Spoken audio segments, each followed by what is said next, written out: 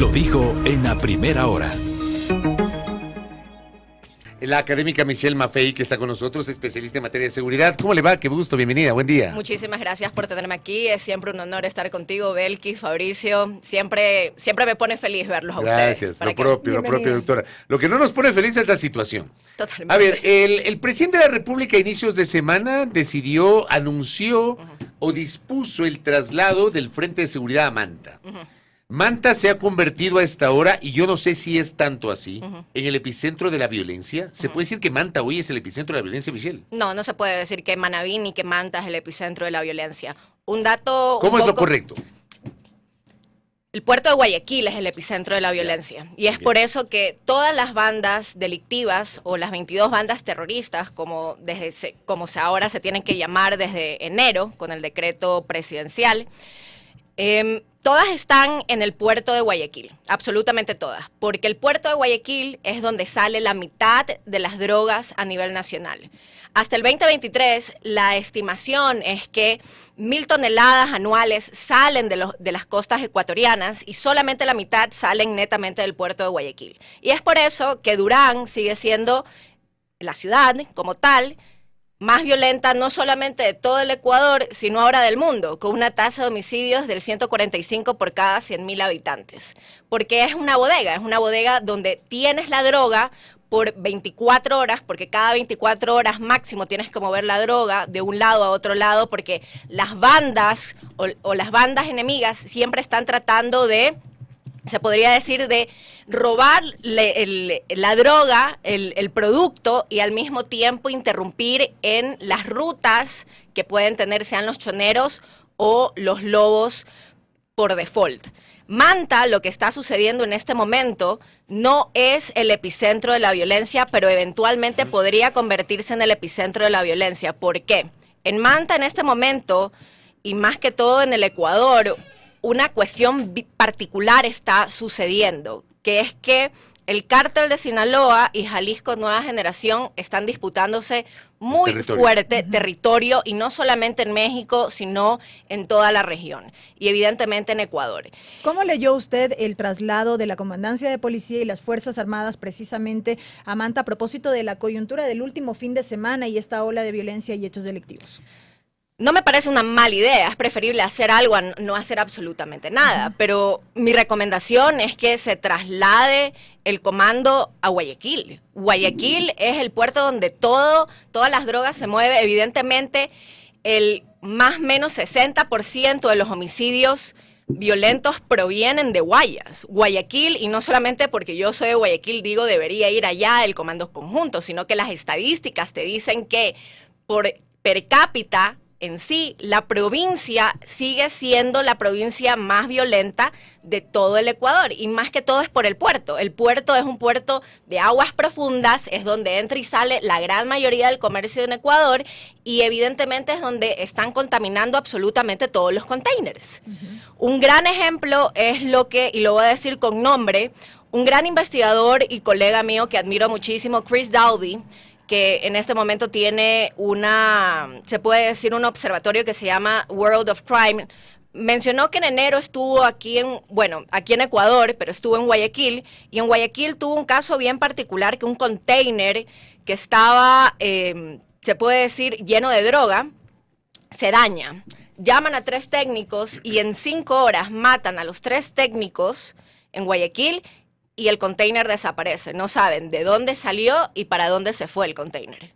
¿Qué significa? Eso es netamente dinero que está sucediendo, como él dice. Es decir, se está pagando a las personas netamente en dinero para no ser rastreable o no rastrear quién es la persona detrás en el puerto de Guayaquil. Pero evidentemente eso es lo que está sucediendo en Guayaquil. Oiga, yo le voy a añadir algo y obviamente validando lo que usted acaba de decir. Yo le preguntaba al inicio de esta entrevista a Michelle Maffei si se puede considerar a Manta como el epicentro de la violencia, y dice no, Guayaquil. Y efectivamente, en el top 10 de los cantones con más muertes violentas entre enero y abril del 2024, cita la nota de primicias que publican el día de hoy, Guayaquil, que ocupa el primer lugar de lista de cantones, 3 cantones de Los Ríos, Babahoyo, Buenafé y Quevedo, 2 cantones de Manabí, Manta y Puerto Viejo. Va de la mano un poquito con lo que usted nos decía, Michelle. Exacto. Ahora, lo que está sucediendo en Manabí y tal vez por eso es que están trasladando el comando conjunto a Manta, más que todo, es que el cártel Sinaloa y el cártel de Jalisco Nueva Generación en México se están disputando territorio aquí en Ecuador. ¿Y qué es lo que están haciendo? Están pagando, por ejemplo, a los choneros para que se empiecen a matar y más que todo empiecen a matar a la banda contrincante, que en el caso de los choneros son los lobos, porque los lobos trabajan para Jalisco Nueva Generación y viceversa. Entonces, eso se está concentrando en este momento en Manabí y es algo que posiblemente tiene un mes. Entonces, eventualmente podríamos ver que las tasas de homicidios empiezan a disparar más de lo usual en Manabí, totalmente, pero hasta la fecha, Guayaquil sigue siendo el epicentro de todo lo que es el crimen organizado y más que todo el narcotráfico en el país. Acuérdense que la gran mayoría de buques o de barcos de comercio que llevan estos containers, se les están incluso rompiendo los cascos. ¿Por qué? Porque los cascos, por ejemplo, están diseñados para aguantarte 200 toneladas, pero lo que termina sucediendo es que el barco no tiene 200 toneladas, sino 400 porque está infectado de droga, de personas inclusive que están dentro del negocio de trata y tráfico por motivos de explotación sexual. Entonces, todo lo que está saliendo del crimen organizado se puede focalizar con muchísima facilidad en el puerto de Guayaquil. Michelle, han transcurrido 2 semanas, más o menos, desde que el gobierno nacional anunció que se inició ya con esta segunda fase del conflicto armado interno. Sí, podríamos decir 2 semanas es muy poco tiempo para empezar a ver resultados, pero ¿qué se mira después de este anuncio hasta el momento? ¿Qué está pasando? Bueno, hasta la fecha, 7 provincias se podría decir que están intervenidas. Y dentro de esas 7 provincias se han podido determinar que han ocurrido 1.920 homicidios como tal. Algo extraordinario que está sucediendo en el gobierno actual es que no están siendo muy transparentes con los homicidios que suceden a nivel nacional por mes. Otra vez, transparencia de la información. El gran problema de esto es que la gran mayoría de observatorios, como el Observatorio de Crimen Organizado, Inside Crime, al mismo tiempo The World of Crime y ciertas instituciones como GTOC, que es el índice global para el crimen organizado, necesitan datos oficiales para poder contrastar si los datos son buenos, son malos y poder inclusive lanzar una tasa de homicidios que sea lo más cercana a la realidad. Cuando el Estado central no lanza absolutamente ningún dato, estamos simplemente flotando. No se sabe cuál es la tasa de homicidios aquí en el Ecuador actualmente. Nosotros cerramos 2023 con 45.5. Sobre 100.000. Exacto. Entonces cerramos con esa tasa de homicidios. ¿Qué es lo que está sucediendo? Y eso en primicia salió posiblemente hace 2 semanas. Tomando en consideración que solamente en las 7 provincias, donde excluyen por alguna extraña razón Esmeraldas, se han registrado de enero hasta mayo 1.920 homicidios, es decir, muertes violentas. Posiblemente nosotros estemos hablando hoy en día que el Ecuador tiene una tasa de homicidios del 47, es decir, sobrepasamos. Y no me llamaría la atención, ¿por qué? Porque hace 2 semanas, en un día, en Manabí se pudo registrar 7 muertos. Entonces, evidentemente, lo que dice la poca data que tenemos no está, se puede decir, no visibiliza o no es tangible la realidad que los ecuatorianos estamos viviendo. O sea, el gobierno no está presentando la data real al país. El problema es que ni siquiera están presentando data real, simplemente no están diciendo nada. Ya, no hay data, no existe, no la presentan. No hay data, no, o sea, puede haber que sí tengan la data, pero simplemente no la presentan. Exacto.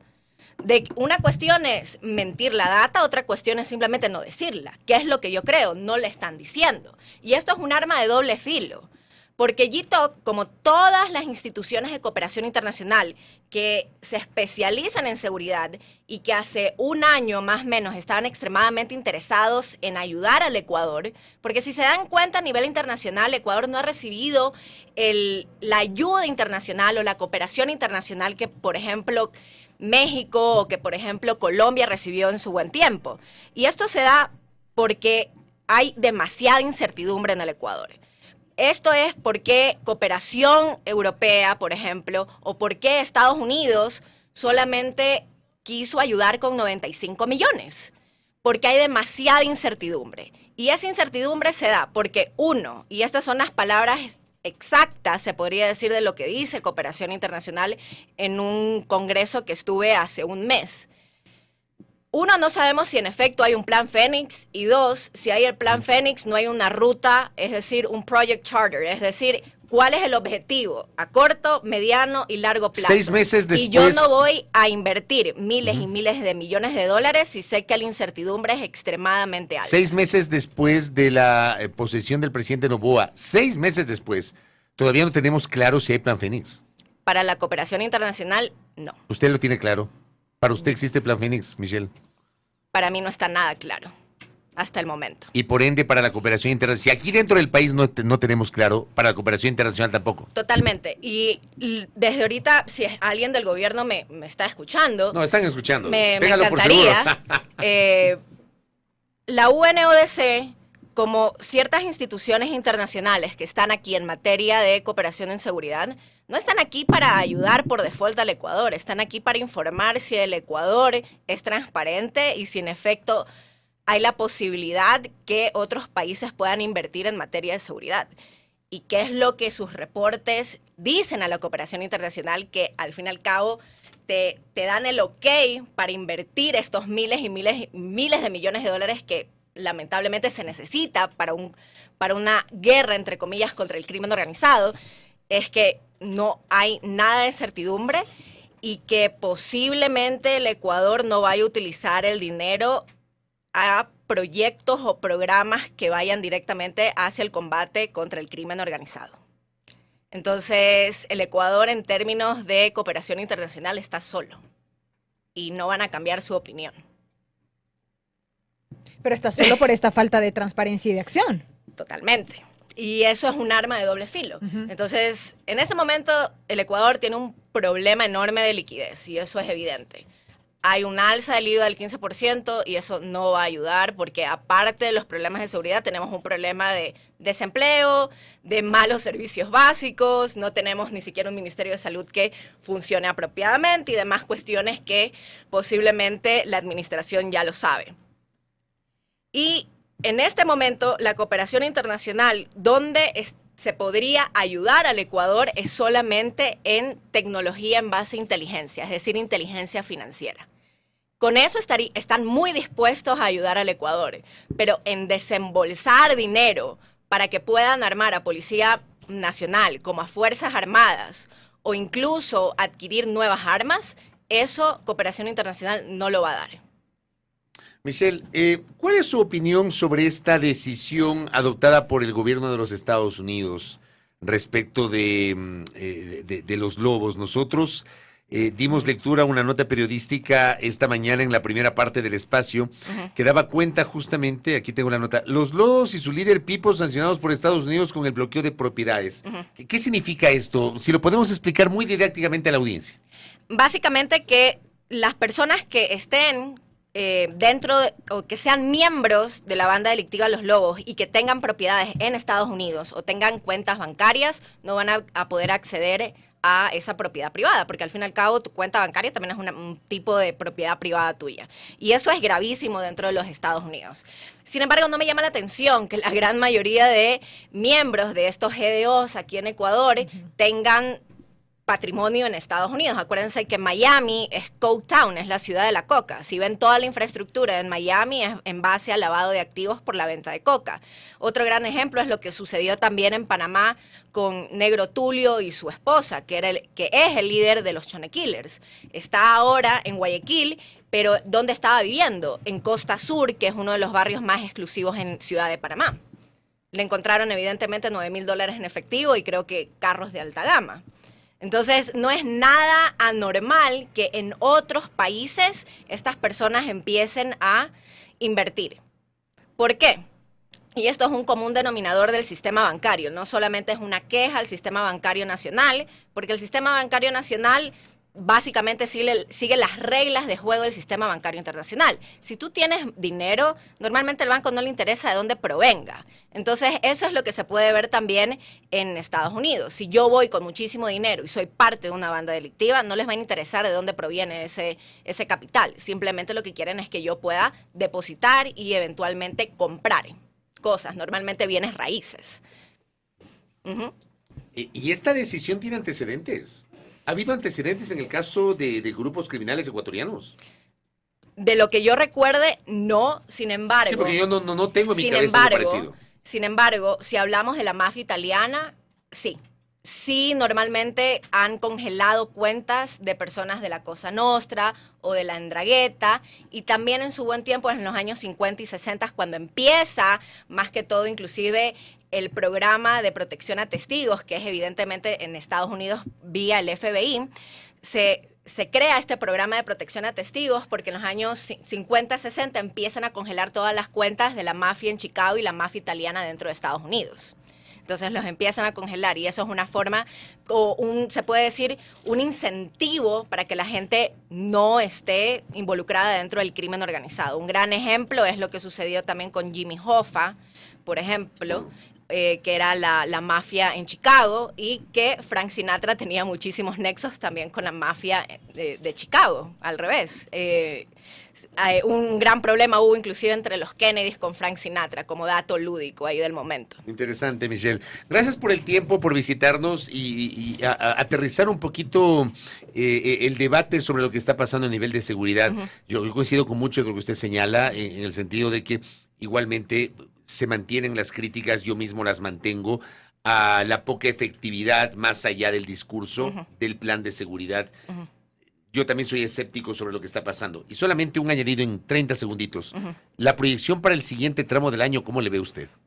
Lamentablemente lo veo negra. Vuelvo a reiterar, Cooperación Internacional no va a cambiar de opinión así toda la administración se pare de cabeza. Lo que tienen que hacer, si es que de verdad están interesados en conseguir fondos, es publicar un plan de seguridad que sea efectivo y que tenga objetivos a corto, mediano y largo plazo. Es básicamente Project Management 101. La otra recomendación que se podría hacer para no tener una tasa de homicidios más alta del 47, porque evidentemente en este momento el Ecuador tiene una tasa de homicidios del 47 por cada 100.000 habitantes, de lo que se podría estimar con los pocos datos que tenemos, y los pocos datos se los obtiene, se podría decir, de medios no tradicionales como estos o medios digitales, es que puedan implementar una buena inteligencia financiera y al mismo tiempo un buen programa de protección a testigos, porque tú necesitas informantes para combatir eficientemente el crimen organizado. Es decir, si yo tengo una señora que sabe que su vecino es narcotraficante, porque uno sabe siempre si su vecino es narcotraficante, lo siento. Es verdad, es como si yo vivo a 10 minutos de Isla Mocolí, evidentemente yo sabía y la gente sabe quién es narcotraficante o no en Vía Zamorondón. Es evidente. Entonces, tú necesitas un sistema o un programa de protección a testigos que tú puedas llamar a Policía Nacional o a un departamento especializado y que puedan asegurar tu vida y que tú puedas dar inteligencia que pueda ayudar a desmantelar a estos grupos. Si no se hace eso, pues lamentablemente así empiecen a tener miles de operaciones militares contra los choneros, por ejemplo, lo que van a fomentar es que se crean o se vayan a crear más bandas delictivas aquí en el Ecuador. Y en lugar de tener 22 bandas terroristas, posiblemente cerremos este año con 50. Pero evidentemente lo que sí puedo poner, se podría decir, mi cabeza, y le apuesto, y te apuesto a ti, Fabricio, si quieres, hay una cena para diciembre, que vamos a cerrar lamentablemente este año con una tasa mayor al 47 por cada 100.000 habitantes. Ojalá que perdamos la apuesta. Esperemos. Realmente. Ojalá que perdamos la apuesta. Gracias a Michelle Maffei. Primera plana. Todas las noticias, todas las voces.